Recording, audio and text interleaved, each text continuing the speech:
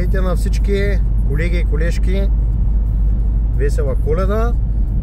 Тази вечер направихме на един приятел Opel Astra H 2005 година. Заменихме, да кажем, нискобюджетните LED кружки H7 на рефлекторен фар Hella оригинален. Сложихме висококачествен LED H7 с активно охлаждане, камбус система против грешки и MC модул против смущение на радиото и електрониката. Регулирахме фаровете на стенд. Виждате, навънка е тъмно и мокро.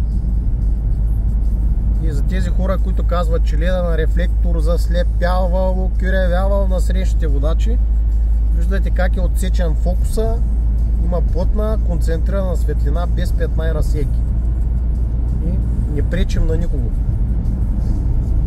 Но всичко е важно, нали, кое къде се монтира, фаровете да са в перфектно състояние, като реглажи и захвати по фаровата уредба. Сега да покажем тук, че няма проблеми. Опелчето, имаме мултимедия, за които не вярва. Виждате за какво става на въпрос. Преди той колегата, няма да цитираме от коя голяма фирма са кружките, изключително силни, просто нямаха отсечения фокус и се получаваше голямо заслепяване.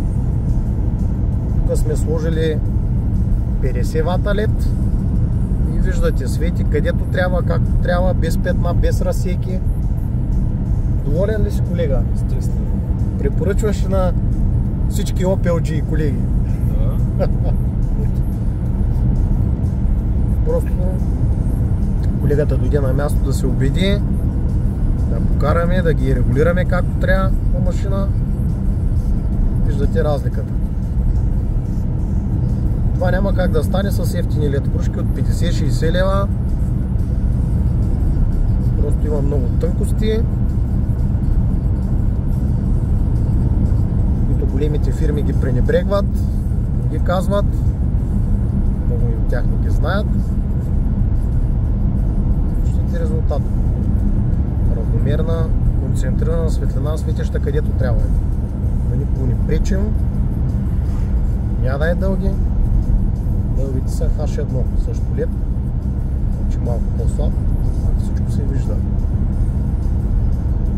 Къси, няма да е дълги.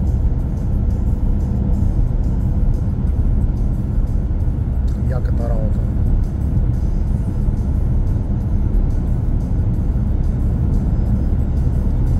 Никой не примигва, никой не пресвятва, защото всичко е направено както трябва и кружките имат отсечен фокус, както стандартната халогенна кружка.